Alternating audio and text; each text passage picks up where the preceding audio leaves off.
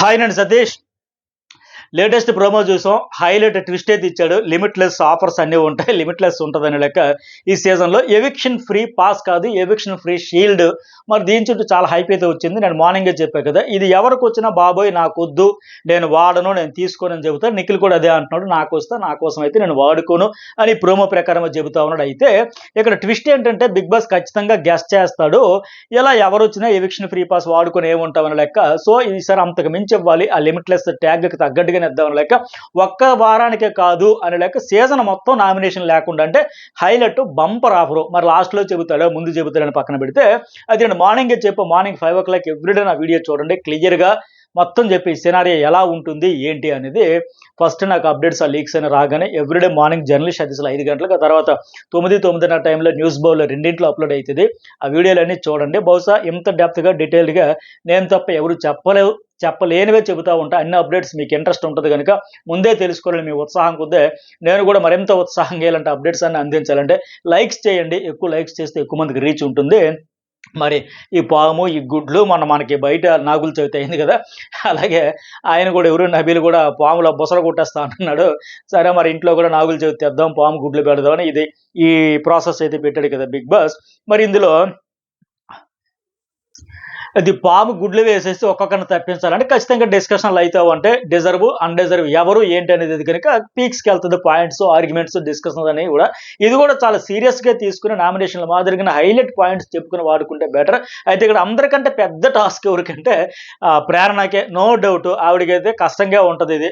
మొన్న ఎవరావిడ విష్ణుప్రియ ఎట్టగైతే అల్లాడిపోయిందో, ఒకరిద్దరికే పాయింట్లు 5 నెట్ల big boss నాకు ఇది మెగా చీఫ్ పెద్ద పనిష్మెంట్ లాగా ఉంది, నేను సెల్ఫ్ నామినేట్ చేసుకుంటాను అనేది కదా, అదే లెక్క ఇక్కడ ప్రేరణకి. అయితే కంపేర్ చేస్తే విష్ణుప్రియ కంటే ప్రేరణ కొద్దిగా పాయింట్లు మంచిగానే చెప్పగలుగుతుంది.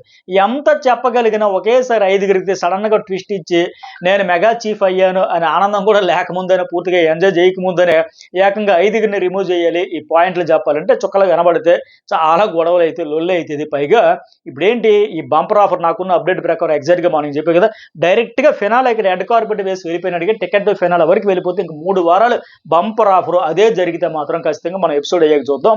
3 వారాల వరకు అంటే నామినేషన్ ఇంకా టికెట్ ఫినాలేకే వెళ్ళిపోవచ్చు. ఇలాంటి బంపర్ ఆఫర్ కోసం ఎవరు అంత ఈజీగా వదులుకోరు.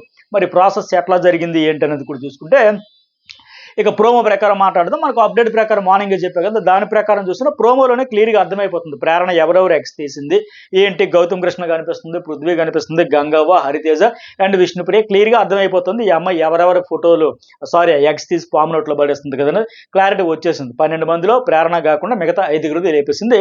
మరి మిగతా వాళ్ళలో ఎవరు లేపారనేది కూడా అర్థమైపోతుంది. అలాగే వీడియో చూసే ముందు ఇప్పటికే లైక్ చేయని వాళ్ళు ఉంటే లైక్ చేయండి. మీరు ఎక్కువ లైక్స్ చేస్తే ప్రతి వీడియోలో నా స్పెషల్ రిక్వెస్ట్ ఏంటంటే, వీలైనంత ఎక్కువ ఒక 20,000 40,000, ఇప్పుడు మార్నింగ్ వీడియో ఒక 50,000, 2 ఛానళ్ళకి వెళ్ళి 60,000 వరకు చూశారు. కనీసం 10,000 లైక్స్ పడినా మరింత ఎక్కువ మందికి లక్షల్లోకి వెళ్ళిపోతాయి వ్యూస్. సో ప్రతి వీడియోలో రిక్వెస్ట్ చేస్తుంది అదే. సో మరొకసారి లైక్స్ అయితే చేయండి. అలాగే news ball and journalist 2 channels కూడా సబ్స్క్రైబ్ అయితే చేసుకుంటే ఫస్ట్ మీరే నాకు తెలిసిన మరక్షణ మీకు తెలిసినట్టుగా అంత వేగంగా అప్డేట్స్ అయితే షేర్ చేసుకోవచ్చు. అంత పర్ఫెక్ట్గా డీటెయిల్గా అనలైజ్ చేస్తా. నాకు వచ్చిన అప్డేట్ ఎంత అయితే దాని ప్రకారం ఎలా జరగబోతుంది, గేమ్ ఎలా ఆడబోతుంది అని కూడా అనలైజ్ చేస్తాను. నాకున్న ఎక్స్పీరియన్స్ కొద్దీ ఏదో కొద్దిగా నాలెడ్జ్ ఉంది కనుక దాన్ని బట్టి బేస్ చేసుకుని అనలైజ్ చేస్తా. అదే జరుగుద్ది, నో డౌట్. అట్లాగే ఉంటుంది అనమాట. సరే ఇప్పుడు ప్రేరణ ఏంటి, గౌతమ్, పృథ్వీ, గంగవ్వ, విష్ణుప్రియ, హరితేజని తీసేసింది.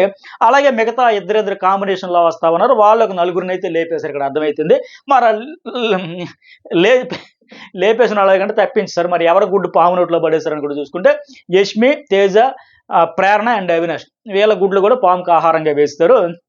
మరి ఎట్లా జరిగిందంటే ఫైనల్గా మిగిలిన వాళ్ళు ఎవరు, ప్రేరణ తీసేసిన తర్వాత నిఖిల్, నబిల్, రోహిణి వీళ్ళు కూడా ఉంటామన్నమాట. అంటే ఎవిక్షన్ ఫ్రీ షీల్డ్ కోసం ఇద్దరు వచ్చి డిస్కషన్ చేసుకుని ఎవరు ఉండాలి ఎవరు ఉండకూడదు అనే లెక్క డిస్కషన్ చేసుకుని తప్పించాలి కదా. మనకు ఫస్ట్ రౌండ్ అయితే అవినాష్ అండ్ నబీల్ వస్తా ఉన్నారు. వీళ్ళైతే డిస్కషన్ చేసుకుని ఫైనల్గా యష్మిన్ తీసేశారని అది అర్థమవుతా ఉంది. నబీల్ తీసి పడేస్తా ఉన్నాడు కదా, రీజన్స్ కూడా చెబుతా ఉన్నారు. అందుకోసమే తర్వాత అక్కడ యష్మి కూడా ఆయనతో డిస్కషన్ కూడా పెడుతుంది, ఆర్గ్యుమెంట్ కూడా చేస్తుంది. ఇక్కడ నబీల్ అయితే నేనైతే రేసులో ఉండాలని అనుకుంటున్నా, ఎవరిని తీసేద్దామో చెప్పండి అని అంటా ఉంటే బాగా ఆడిన వాళ్ళు, స్ట్రాంగ్గా ఆడిన వాళ్ళు అని చెబుతున్నారు. మరి వాళ్ళు ఉండాలి, వాళ్ళకి ఇటు బాగా ఆడతారు కాబట్టి వాళ్ళే హౌస్లో ఉండాలి అంటున్నాడా ఏంటనేది చూద్దాం. సో మొత్తానికి రెండో రౌండ్లో చూసుకుంటే ఎవరు గౌతమ్ కృష్ణ అండ్ నిఖిల్ అయిపోయారు కదా, వాళ్ళిద్దరు వచ్చారు. వాళ్ళిద్దరు డిస్కషన్ పెట్టుకుని మరి ఈమె తప్ప నామినేషన్లో అందరూ ఉన్నారని అర్థిప్పిడి ఫైనల్గా తేజని అయితే తప్పించారు. తేజ గుడ్డు అయితే పడేస్తారు. రోహన్ వచ్చి గుడ్డు పోయింది ఆ బంగారు అని లెక్క మాట్లాడుతుంది. ఈవిడ టైమింగ్ కామెడీ పంచింగ్ అయితే బాగుంది. ఆయన గుడ్డు అయితే గుటకాయ స్వాహ అయిపోయి పాముకైతే ఆహారం పెట్టేశారు. ఇక తర్వాత ఏంటి, యష్మి ఇక్కడ అంటుంది కదా సరిగా చెప్పారు సైకాలజీ కరెక్ట్ అని చెప్పేసి, మరి అక్కడ ఎలా డిఫెండ్ చేశారు ఏంటి అనేది. అట్లాగే అక్కడ లాస్ట్లో అవినాష్తో ఆర్గ్యుమెంట్ చేస్తున్నట్టు ఉంది. వీక్ అని ఇచ్చారని చెప్పకు స్ట్రాంగ్ ఉన్నాళ్ళు కూడా ఆడారంటే, అంటే స్ట్రాంగ్గా వీక్గా ఎలా పర్ఫార్మెన్స్ అట టాస్క్ రిజల్ట్ని బట్టి ఎట్లా చెప్తే ఎఫెక్ట్స్ కూడా ఉండాలి కదా, మరి స్ట్రాంగ్ అనుకున్న వాళ్ళందరూ అన్ని టాస్క్లు ఆడేసిన టాస్క్లని గెలిచారు కదా అని లెక్క అడుగుతూ ఉంది. డిస్కషన్ అయితే పెడుతుంది. సో మొత్తానికి యష్మి గుటకాయ స్వాహ అయిపోవడంతో ఆమె అయితే డిబేట్ అయితే చేసుకుంటూ ఉంది. అలాగే నెక్స్ట్ రౌండ్ మూడో రౌండ్ ఎవరు, గౌతమ్ కృష్ణ కూడా ఇక్కడ సాక్రిఫై వద్దు, అలాగే కప్పు నాకు ఇచ్చేయండి అన్నాడు. అరే తేజ ఏమో అన్యాయం చేసేస్తాను కదరా గౌతమ్ అంటున్నాడు. మరి తేజ ఏం సాక్రిఫైస్ చేశాడు, ఏ పాయింట్లో చెప్పాడు గౌతమ్ కృష్ణ ఇక్కడ సాక్రిఫైస్ అయితే వద్దు నాకు ఇచ్చేయండి అని అంటున్నాడు కదా, దేని గురించి మాట్లాడి చూద్దాం.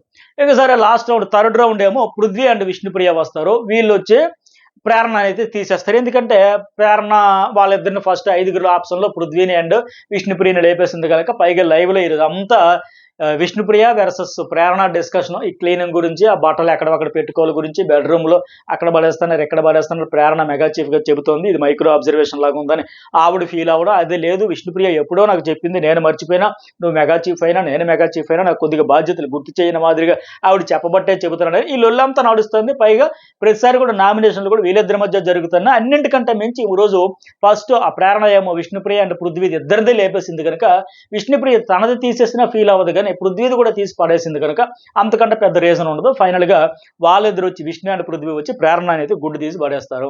ఇక ఫోర్త్ రౌండ్ రోహిణి హరితేజ వాళ్ళు వస్తారు. వాళ్ళిద్దరు కలిపి అవినాష్ని అయితే రిమూవ్ చేస్తారు. మరి ఇది నాకున్న అప్డేట్స్. అలాగే ప్రోమోని బట్టి అర్థమైంది.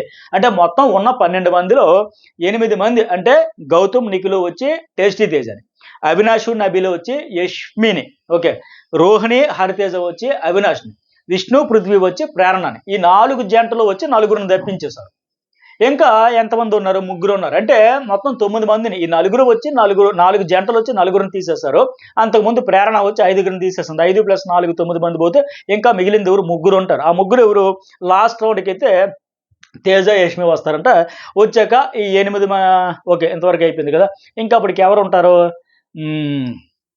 తేజ యష్మి వచ్చిన తర్వాత ఖచ్చితంగా నిఖిల్ నబిల్ వీళ్ళు ఉంటారు కనుక నిఖిల్ ఏమంటాడంటే ఖచ్చితంగా ఆ నిఖిల్కి విషయంలో వచ్చేసరికి యష్మి ఎలాగైనా పట్టుబడుతుంది, ఎట్టి పరిస్థితుల్లో తీయడానికి లేదు, నిఖిలే ఉండాలని గట్టిగా వాదిస్తుంది. ఆవిడ ఎంతసేపు అయినా అవని తప్ప నేను కాంప్రమైజ్ కానని అంటది. తేజ కూడా అంతే విధంగా ఖచ్చితంగా స్ట్రాంగ్గానే పట్టుబడతాడు. ఎందుకంటే నిఖిల్ గౌతమ్ వచ్చి తన గుడ్డు పడేశారు. మరి అక్కడ నిఖిల్ కనబడేటప్పుడు ఆయన ఎందుకు వదులుతారు, ఖచ్చితంగా వదలడు. నేను ససేమరా సరే నువ్వు కూర్చుంటావు నేను కూర్చున్నాను, ఖచ్చితంగా ఇక్కడ పెద్ద లొల్లే అవకాశమే వెరీ హై ఉంది, ఛాన్సెస్ అయితే ఎక్కువగా ఉంది వీళ్ళిద్దరి మధ్య డిస్కషన్. ఆవిడ నిఖిల్ ఉంచాలని రేష్మి అంత గట్టిగా పట్టుబడుతుందో, నా గుడ్డు పడేశాడు కాబట్టి నిఖిల్ గుడ్డు నేను కూడా పగల కొట్టాల్సిందో, నన్ను తేజ వర్సెస్ ఓజీ కూడా గతంలో కూడా చూసాను, నిఖిల్ ప్రతిసారి నన్నే టార్గెట్ చేస్తాను, ఎంత బంపర్ ఆఫర్ నాకు రివెంజ్కి ఎంత అవకాశం వస్తే నేను ఎందుకు వదులుకుంటున్నా లెక్క ఖచ్చితంగా ఎట్లాగైతే డిస్కషన్ గట్టిగానే జరుగుద్ది, జరిగే ఛాన్సెస్ కూడా ఉంది. ఎందుకంటే ఈ కాంబినేషన్స్ అంతా తీసాక లాస్ట్లో వాళ్ళే ఉంటారు కనుక. సో మరి ఫైనల్గా మరి ఎందుకు ఈ పంచైతే నువ్వు నిఖిల్ తీసేసుకో అని చెప్పేసి టేస్టీ తేజకి సరే నువ్వు ఇక రోహిణిని తీసుకొని ఈ అమ్మాయి పెట్టి లాస్ట్కి ఇద్దరు కలిపి ఒక్కొక్కరిని లేపేస్తారేమో, ఒకరేమో రోహిణినే ఒకరేమో టేస్టీ తేజ ఏమో నిఖిల్ని, యష్మి ఏమో రోహిణిని లేపేస్తే ఇక ఫైనల్గా నబీలే ఉంటాడు. మరి గంగాబని ఎవరికి ఇచ్చారు ఎలా ఇచ్చారు చూడాలి. ఫైనల్గా మొత్తానికి వీళ్ళిద్దరు కూడా పోయాక మిగ్గురు నిఖిల్ నబీలు రోహిణి ఉంటే వీళ్ళిద్దరూ వచ్చి నిఖిల్ని రోహిణిని తప్పించిస్తే ఫైనల్గా నబీల్ అయితే ఉంటాడు. నబీల్కి అయితే ఇమ్యూనిటీ షీల్డ్ అయితే వస్తుంది, ఎవిక్షన్ ఫ్రీ షీల్డ్ అయితే వస్తుంది. సరే మరి ఎగ్గు అయింది పడలేదు తప్పించుకున్నాడు, కానీ దీనివల్ల లాభమా నష్టం అంటే ఖచ్చితంగా నష్టం కూడా ఉంటుంది. ఎందుకంటే నామినేషన్లో ఉంటే ప్రెజర్ ఉంటుంది, మనం ప్రూవ్ చేసుకున్న కలిసి ఆ తపన ఉంటుంది. అది ఒక వారం అయితే ఇప్పుడు సరే ఇప్పుడు కనీసం ఒక రకంగా టెన్షన్ ఫ్రీగా వెళ్ళిపోవచ్చు. ఏకంగా సరే టైటిల్ విన్ అయితే లేదని పక్కన పెడితే టాప్ 5కి రెడ్ కార్పెట్లో ఆడత పాడత నల్లేరిపోయి నలగలాగా డైరెక్ట్గా వెళ్ళిపోవచ్చు కనుక ఒక రకంగా మంచిదే. మరి గత సీజన్లతో పోల్చుకునే దానికంటే ఆ ఒక్క వారం ఇమ్యూనిటీ కనుక ఇప్పుడు ఏకంగా 3 వారాలు తప్పించుకుని 11, 12, 13 వారాల నామినేషన్‌లో లేకుండా నాకున్న అప్డేట్ ప్రకారం 3 వారాలు అదే నిజమైతే మాత్రం ఒక రకంగా మంచి బంపర్ ఆఫర్ అని చెప్పాలి. ఈ టైంలో టాప్ 5కి దగ్గరగా ఉండాలనుకుంటే ప్రతి వారం టెన్షన్ ఉంటది. అయ్యో! ఈ వారం సేవ్ అవ్వాలి. ఇంకా 3 వారాలు, ఇంకా 4 వారాలు, ఇంకా ఇలా ఆశలు పెరుగుతున్న వేళ ఒకవేళ 3 వారాలకైతే ఖచ్చితంగా బంపర్ ఆఫర్. అప్పుడు ఏకంగా టికెట్ ఫినాల్ రేస్‌కెళ్ళిపోయి ఆ టాస్క్‌లో ఆడి విన్ అయిపోతే ఏకంగా డైరెక్ట్‌గా కర్చీఫ్ అయితే టాప్ 5లో పడేయొచ్చు. సో, మంచి ఆఫరే. కాకపోతే ఇన్ని వారాలు నామినేషన్‌లో లేకపోతే ఓటింగ్ కూడా డిస్కనెక్షన్ వస్తది. ఆ రకంగా కొద్దిగా నష్టమే జరిగిద్ది. సరే, ఇక మిగతా ఫుల్ డీటెయిల్‌గా మళ్ళీ ఎపిసోడ్ అయిన వెంటనే న్యూస్ బాల్‌లో వీడియో రివ్యూ మొత్తం అప్లోడ్ చేస్తా. చూడండి, చాలా ఇంట్రెస్ట్‌గా ఉంటుంది. అలాగే నెక్స్ట్ ఓటింగ్ అనాలిసిస్ కూడా అప్లోడ్ చేస్తా. ఎవరు వెళ్ళిపోతారనేది నాకైతే ఫుల్ క్లారిటీ వచ్చేసింది. 100% కూడా చెప్పేయొచ్చు. మరి ఎవరని చెబుతా ఈ వీడియోకి లైక్ కొట్టిన వాళ్ళు ఇప్పటికైనా లైక్ చేయండి, కామెంట్ చేయండి. 2 ఛానల్స్ కూడా సబ్స్క్రైబ్ అయితే చేసుకోండి.